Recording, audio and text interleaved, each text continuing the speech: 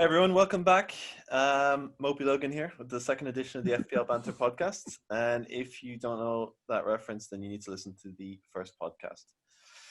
Joining me today, we've got the household names. So Proud Daddy, Woody. Hello, hiya. And we'll probably explain that Proud Daddy reference later. Swabbers. Yep, I'm here. And we have an exclusive guest today, the one and only Wits. Hello. And we'll introduce Wits in a second. But just before that, today we'll be covering the FPL Draft because we're not sure if most people know about that or play it, but we'll be talking about it. We've got fair, I don't, so. I don't know much about it, yeah. So Wits is going to talk us through that. He's an avid draft player, so he'll be able to tell us the ins and outs. And then we've got the fixture list, which Woody will be introducing. Yeah, bit of analysis on that. Yeah, a lot more congestion than we anticipated. Yeah. Oh, just wait till you see it. Yeah, and we'll be doing a bit of a team analysis of the top 6 teams. They'll include the Manchesters, Liverpool, Arsenal, Chelsea, and of course, a bonus Newcastle round for Woody. Why I? Yeah, and so anyway, a warm welcome to our main man, Wits. And for those of you who don't know, Wits, he's a man with an all-year-round tan. His entire body is covered in glowing olive-colored skin, and yes, we mean everywhere. It's a shame this is a podcast. You wouldn't be able to see it. We could put a link to something on the website. I'm pretty sure we could. We could get a video or put a picture of him up on our Twitter. He's a beautiful man. Yeah. He's confident, but our boy Wits understands the line between confidence and arrogance and knows never to cross it.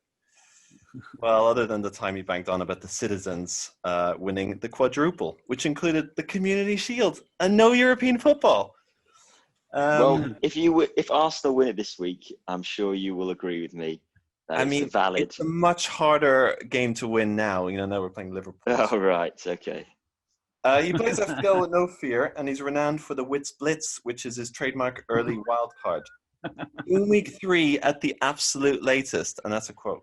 Okay, so sit back and let his soft, soothing Mancunian accent guide you through your FPL journey. Welcome, Wits. Thank you. Woo! So, should we kick off with the draft? Yeah, let's do it. So, I'm going to start off by saying, I'm not an expert at the draft. I've done it one season, and I came second bottom. So you'll fit right in. Yeah, I've got to learn. So you're in the right place. But I think most people don't really know what it is. So what it essentially is very similar to the, American leagues where they draft and the college players for their teams. You have to set up a draft with your league where you take it in turns to pick players from the Premier League player list, and that's one of the unique features of this game as opposed to the main game, is that each team can only each player can only be in one single team. So you all can't have, Fernandez or Silva, which makes it, quite exciting, Just a little bit more realistic, perhaps. A little bit more realistic, yeah. And, it's a bit boring at the end of the season in the normal game when we all basically have the same team. And the only decision is who you're going to captain this week. That's where it does make it a little bit more fun. But, I'm going to quantify all this by saying it is a bit of a side game. It's never going to replace the main FPL game, I don't think. Right. And so that's the premise. And that's how you sort of start it. How do you decide on who picks what? And Well, you set up your league, and then you have to nominate a time and date to do the draft, and you also nominate the order. So there's 15 rounds to obviously fill your squad, and you nominate an order, and then that order changes each round. So say you're first to pick in round 1, you get your pick of all the players, Aguero or Messi or whoever you want, and then it goes down the list, and then the next round it will jumble up the order. Throwing in the Messi reference there. Well, Stop listing City players. Later. There are other players. Yeah. There's more than just City players. There are. So you're saying I could pick the Kolasinac first in my first. once you've done that, you then get a fixture list, not quite as congested as the Premier League one, hopefully, but each week you play a different manager head to head, and it's 3 points for a win, 1 point for draw, and 0 for a loss. And then the league is based on not on how many total points you've got, but how many sort of win, lose, and draw points you've got. So that's sort of like golf. The golf when you play points instead of, you know what I mean. You can have a head-to-head. It's more like a regular football league, as opposed to a sort of fantasy football league. Yeah. Okay. That sounds quite. So you can have a terrible week, but as long as your terrible week is slightly better than your opponent's terrible week, you can still win. And does it still fall under the format of sort of 3 strikers from different teams? Oh, sorry, 3 players from only maximum of 3 players from the same team. No, that's one of the sort of differences is you can have as many players from any one team as you like. And you can also do unlimited transfers, and they're all free. But each week there's a transfer window when they have to take place, and obviously you can only pick between the players that haven't been selected by another squad. Okay. And didn't you mention once something about it's ideally with 8 players? It's between 4 and 12 or something. Having done it once, I think if you had more than 8 to 10 teams, I'd say that's when you might have a problem, because you're going to run out of players to pick from, and you really will be, using quite a lot of dross in your squad. And I guess if you've got too few teams, it's just going to be a bit easy, isn't it? You're all just going to have a very strong squad. Okay. Probably won't be much fun. Yeah. Yeah. Okay. Well, sweet. And then one other aspect: if you can't make an even number of teams, then you have an average team is added. And embarrassingly, last season, so we had 7 teams in our league, couldn't find an 8th person, so they bung in the average. Average just gets the average points for that week. Average flaming won our whole league. What? How's that possible? Average won the league. Oh my God. None of us could beat average. How embarrassing is that? So you're all below average. Jesus. So half the teams had more points than average, but just didn't manage to beat them most of the time. So it was quite embarrassing, really. Yeah. Well, I mean, I like that, So you needed 1 extra player. There's 3 of us sitting here and didn't get the invite. I know. Well, I may not find you an invite. I'm not in charge of this league, so that's the problem. I can't willy-nilly be inviting, strangers into it.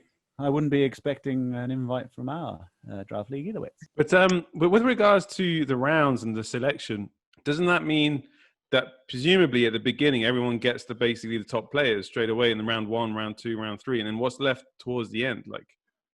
Yeah, exactly. That's where it gets a bit fun and a bit more difficult. Is your wish list of players very quickly gets evaporated, and you're having to do some very quick research on some players that you don't really know much about to try and get in your team. And how long are these rounds usually? They're limited, so I think you've got about a minute to make your choice when the draft's going. Otherwise, you'll automatically be awarded a player. I think Woody would be quite good at that with his reactions. With FPL. To be honest, I actually think I would just let the computer just pick a random player, and it'd probably be better. I mean, I'd just leave it to fate. Yeah, I'm on Team Random. The average team. I mean, if average got better than everyone else, I'll let them choose. Yeah, maybe you're right. Maybe that's where I went wrong. Okay, so it's the purple tab, right, that we all ignore every sort of season. Exactly. Yeah.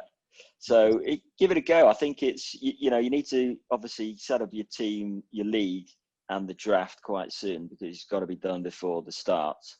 But it is a lot of fun, I'd say, as a side game to the main one, and especially if you're not doing very well this year in FPL, you've always got the draft to sort of cling on to, which is it's the Carabao Cup, you might say. Exactly, yeah, the Carabao Cup. Okay, so we've got 4 players, 4 of us. So if anyone else wants to join our draft, they can get in touch on social media. Alex, what's our social media again? Which one? Our Instagram, our Twitter, our Facebook. I'm all over the place, stop mate. showing off. We're all over the place. It's on the website, fplbanter.com, but But yeah, Alex will hook you up with the social media. Yeah, at FPL Banter usually is our contact. So you can find us on Facebook, FPL Banter. You can find us on Instagram at FPL Banter. And our Twitter is at FPL_Bantz, BANTZ. So give us a follow. Give us any comments you guys have about how rubbish or how amazing we are. We're open to anything. Right, should we get back into this with a quick fire for wits? Let's do it. Right, I'm ready. so pretty simple. You just have to pick option A or option B wits, okay? So the first one is Portuguese Ronaldo or Brazilian wax. Nah, it's Brazilian Ronaldo. Come on, Portuguese Ronaldo or Brazilian Ronaldo? Brazilian Ronaldo. Okay. Ooh. Okay, I'm going to situate you here. We're in the post-game showers. Okay, you've just won the game. Okay. Yep. Are you option A, horsing around, towel whipping in the communal shower, or private cubicle, applying shampoo and coconut conditioner? I'd say not whipping. I was never a fan of the old wet towel whipping, but horsing around, having a bit of japes, maybe some deep heat in the in the underpants, that kind of thing. Okay. There was definitely towel whipping in my day. I don't know. Is that still? I was never a fan of that. No. Were you the towel whipper, Eric, or the towel whippy? A bit of both. I was the whipper, but then I obviously invited a lot of abuse. So. And then just to finish, a couple of players. Are we thinking, and this will be relevant for FPL, Vardy or Harry? I swear it was my goal, Kane. Both of which were pretty rubbish last season. So neither. Vardy goes top scorer of the Premier League. No, but rubbish. He was rubbish as an FPL player, I'd say, because whenever I had him in the team, he did nothing. And I think Leicester are on the way down. That's something about you. But... I think Kane is, he's already bloody isolating, isn't he, for COVID or something? So another injury plagued season, and I think Leicester are on the way down. So neither. Wow. Okay, I don't really want to ask the next question because I feel you're going to destroy both. But Mane or Salah? I think Mane was always my preferred. I think just because Salah, I think he's maybe not going to have as good a season as he has in the past. Whereas I think Mane's still getting better. Yeah, I'd agree with that. I agree with Wits that if you look at their scores, Salah's been trending down and Mane is trending up. And even though Salah does take penos 60% of the time, he loses so many BPS with his with his wild left and right and left foot shots. He misses so many good chances that he doesn't get any BPs, whereas Mane genuinely converts and gets the BPs. You say that, Woody, but I actually checked the BPs and they're quite similar. But I do agree with you that Salah misses a lot more and therefore could have a lot more bonus points. I do think Salah just is not clinical. I mean, he scores a lot, but he could be scoring twice as much. I think they're both 12 million. I'm not going to rush to put either in my team after week 1. All right, that's good. Any more quick fires from you two, or can we move on to the next section? I think we should move on. Yeah. Okay. Right. Should we get into a bit of a team analysis? Who wants to go first? Well, I thought we were going to discuss the fixture list. Yeah. So basically, for the listeners, so I've created was effectively a spreadsheet with the fixtures, but it's interactive. So once the fixtures are put up, it will include all domestic competitions for the Premier League's playing into the Carabao, FA Cup, and obviously the Premier League. It also have Europa and Champions League fixtures, and you'll be able to see the fixtures as they come up as the draws are made. So it's a one-stop shop to work out who's playing when, and who's might be resty or double game weeky or that kind of stuff. But it will be self-explanatory, and so I'm just sharing that information with the team so we can sit and look and discuss, and they should be seeing it now. Yes. Right. So one thing that's jumped out at me, Woody, from your table is that there is a lot more congestion from game week 1 than I expected. So straight into the first week, they're playing midweek, right? Yes. And so I've just updated the table with the current fixtures, which I assume have been based on the TV rights and the TV scheduling and stuff. So I guess as October, November, December, as they work out what's going to be shown when, then all the fixtures will get slightly adjusted, which I'll update on the table, of course. But yeah, now, so as you can see, it's basic. So I've put in the updated fixtures for September. It's effectively, there is an event every night except Fridays for the first 3 weeks. So I mean, I'm not complaining. It's great for an audience perspective. It's great for us watching. It will never be bored. But from the 12th to the 1st of October, if you are a Tottenham fan and assuming they get through the first and second leg and into the playoff game of their Europa qualifying, then it's literally there's an event every night, which includes game week 1. You've got the first week, shall I say? You've got game week 1 into the second round of the Carabao Cup, which will be the first round for Premier League teams. Then you've got Tottenham's Europa League game. Then that weekend is game week 2, and then the third round of the Carabao Cup and Tottenham again, and it's basically repeat. So the third week it's Premier League, Tuesday and Wednesday it's Carabao Cup, and then Thursday is Tottenham again. Then you've got standard game week 4 on that weekend. So that first 4 weeks is just crazy, and then they're all off to the Nations Cup or European Euro 2020 qualifiers. And even that is now this year. It's a triple header because, not the Nations League, but the Euro qualifiers. Instead of playing 2 games in that week, they're playing 3 because they're a game behind. So you got to look at who's going to be playing in those games as well, because they're going to come back naked. It's a deep bench season, isn't it? As Eric and I were talking off camera a few days ago, and off camera. Yeah, basically, I think. And it's annoying because I've worked out this new sort of statistical philosophy for this year, which I was going to manage, which relied on having as little of your money on the bench as possible. So a 4 mil keeper and 4.5 players on the bench. But I just think this season you're going to have to spread the love around, which I think we may be able to touch on each of us in our team analysis in the next segment. But you also made a good point, I think, the other day with regards to West Ham and how they're playing the friendlies. Yeah, so last week they played Ipswich and MK Dons, I want to say. The big teams. At the same time. So it's literally Tuesday night, both playing at the same time, with a mix of 2 first teams. So you had Haller in one, Antonio in another, you had Noble in one, Souček in the other, Bonner in one, and Balbuena in the other. There wasn't a first team and a reserves, it was 2 first teams, which... Obviously, for teams like City and Liverpool and United, they've already got their cup team. So, they're sort of balanced out. But I think the smaller teams, particularly the smaller teams in Europe, smaller squads like Leicester, they're really going to struggle this year. And they've already got 30% of a back 4 as it stands. Exactly. So, lots more transfers in and deep squads, both in the real world Premier League and I think FPL. You're going to have this screams at me. There's going to be some big injuries at some point this year with all this congestion, which is never a good thing. And the other thing I was thinking of, then as well, when you're going to play your wild card, you might want to save it, because if there are a couple of injuries, some big ones, you might have to do sort of save it for mid-season, to try and kind of protect against that.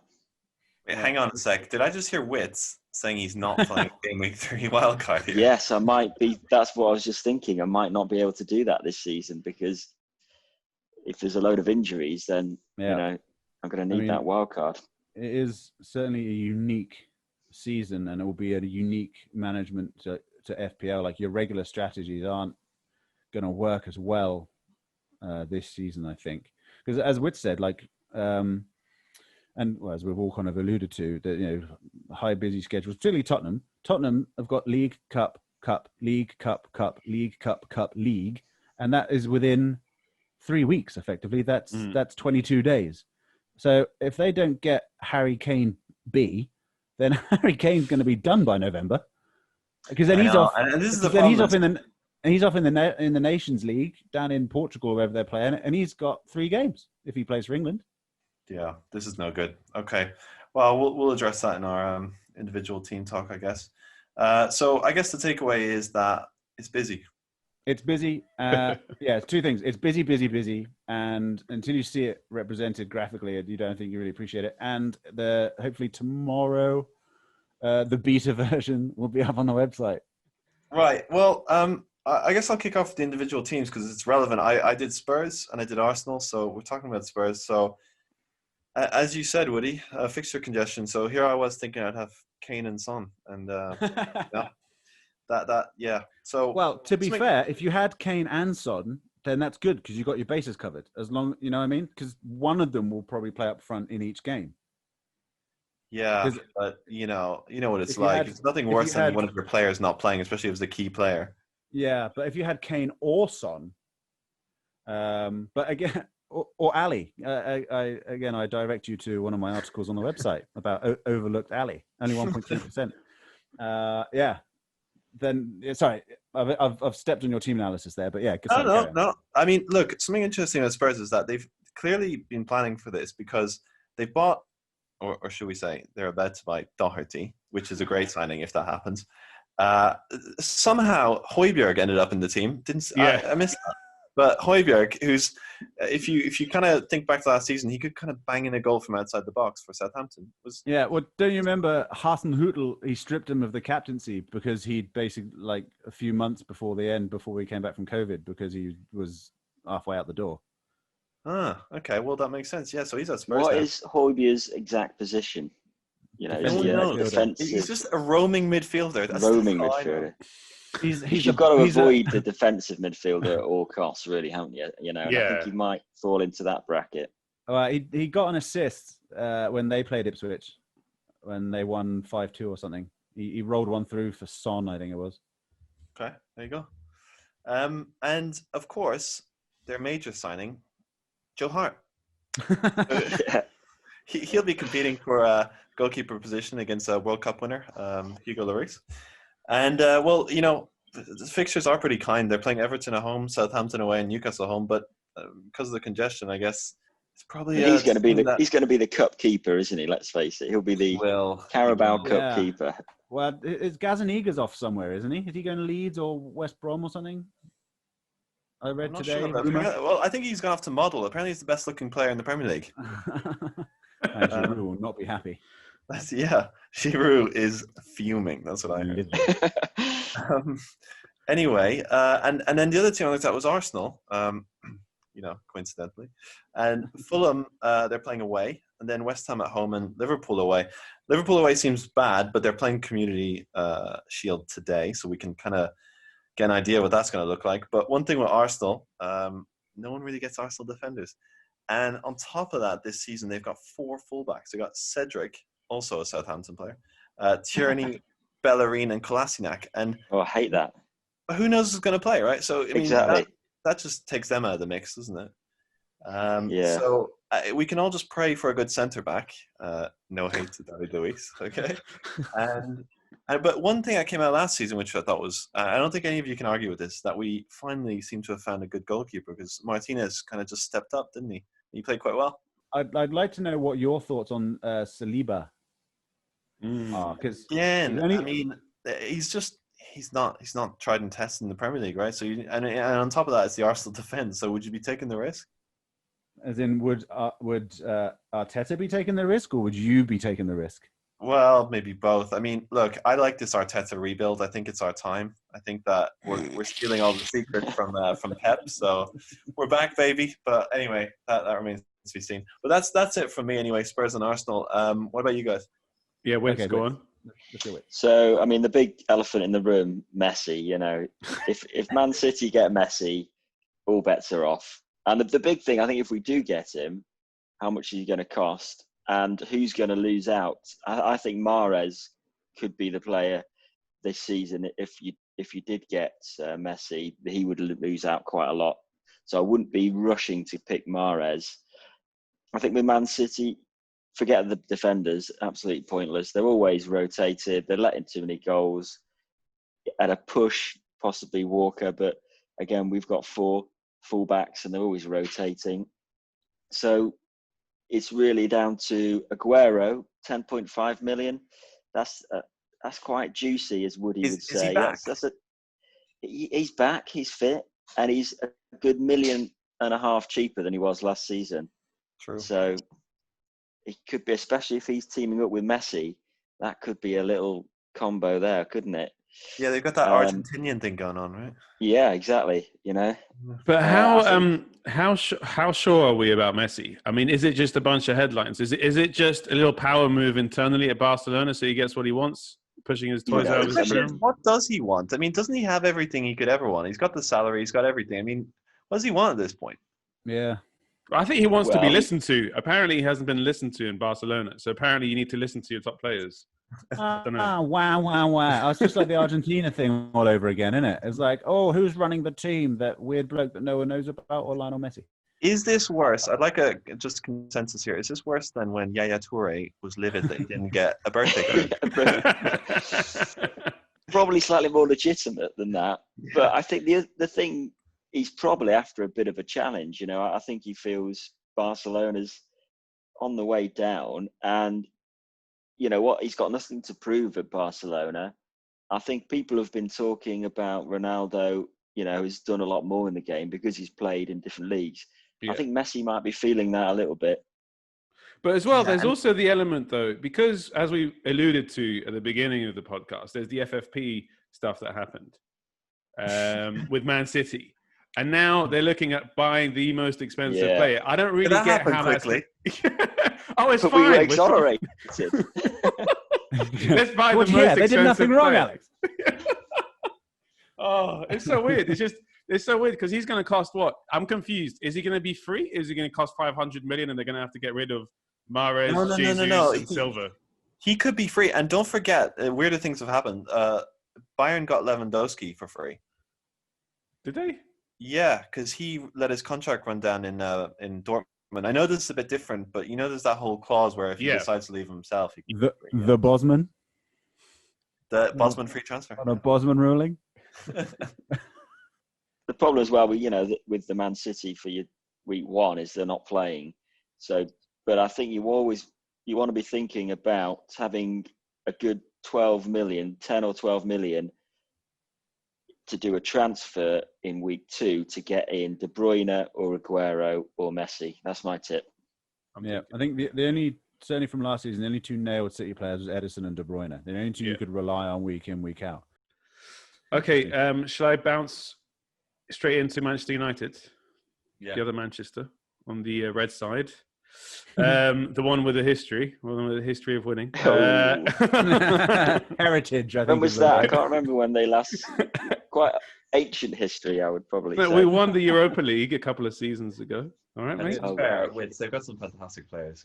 Jesse Lingard. Hey, did you not hear that? Someone had a bet on him. Offering a £4,000 bail on that defender who got put in jail, Maguire, and Man United were disappointed that they wouldn't accept 2,000 plus Lingard. Well,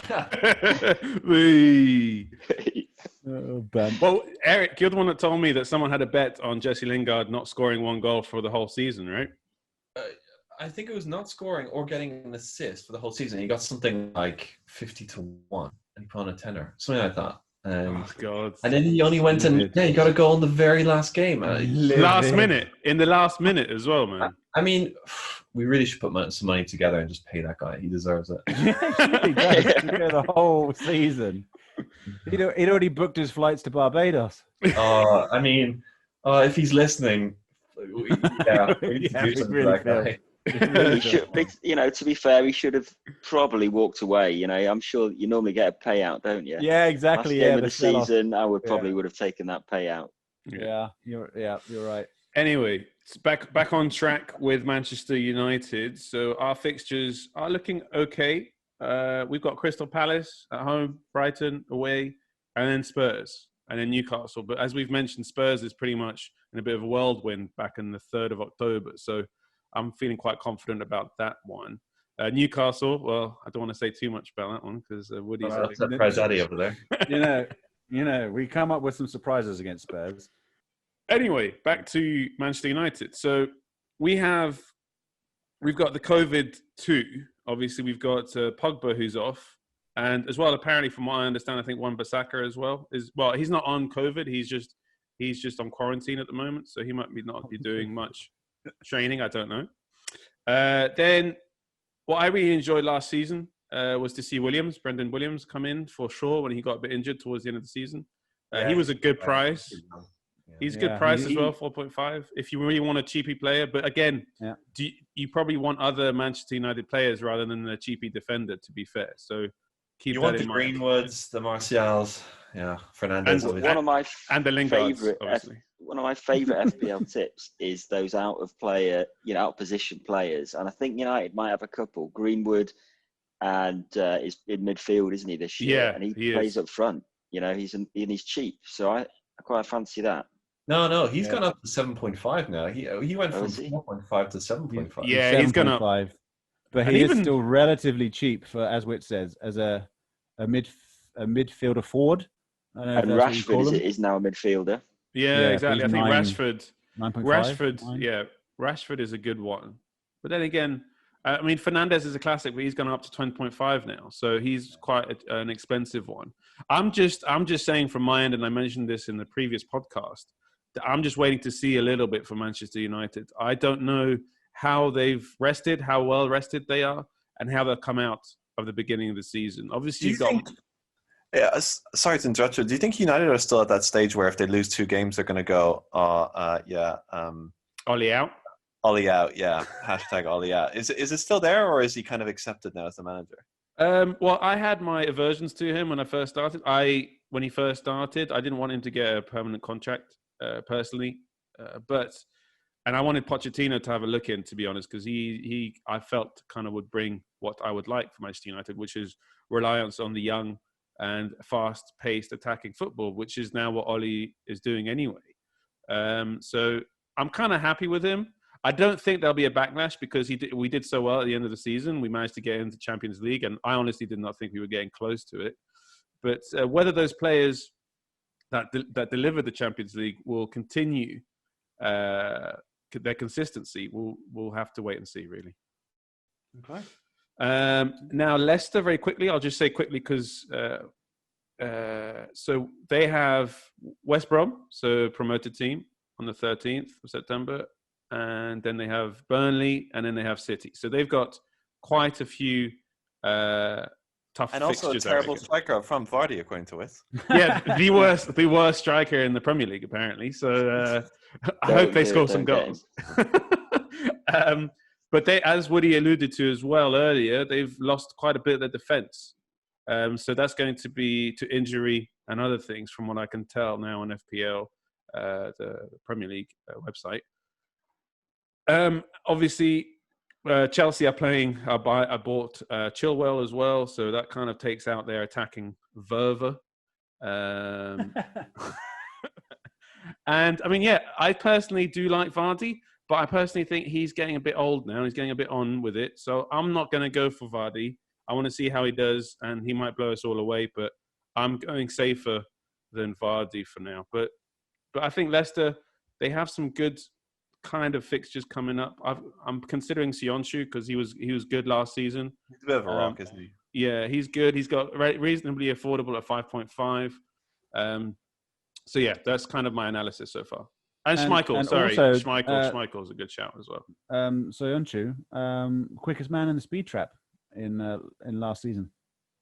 Really? Oh, yep. Come on! Quicker than Adama? Yep. Top speed, not 0 to 60, but top speed. No. Yeah, quick as poo off a shovel. That boy.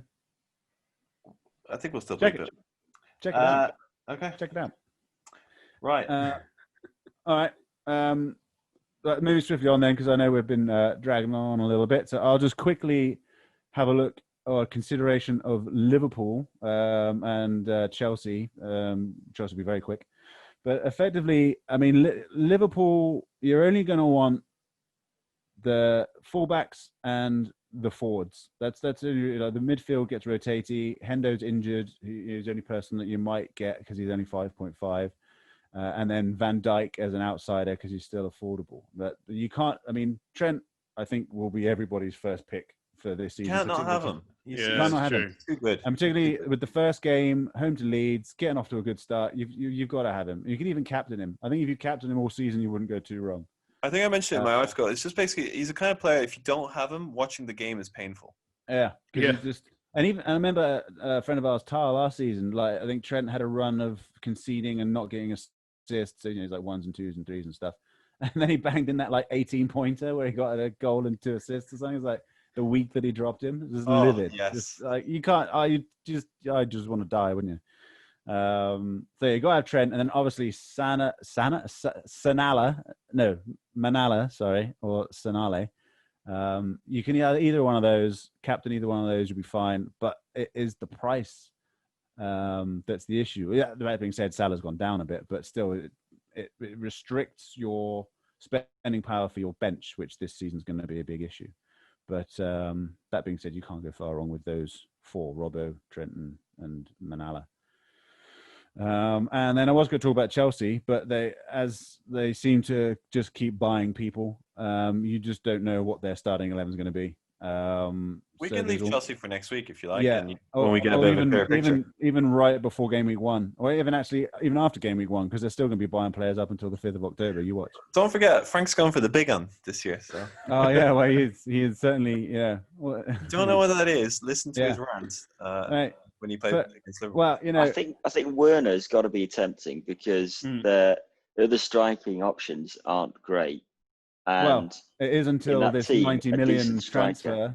It is until this 90 million transfer goes through, and they've got Harim, whatever his name is, the Bayer Leverkusen dude. Then Okay, Havertz, the Havertz guy.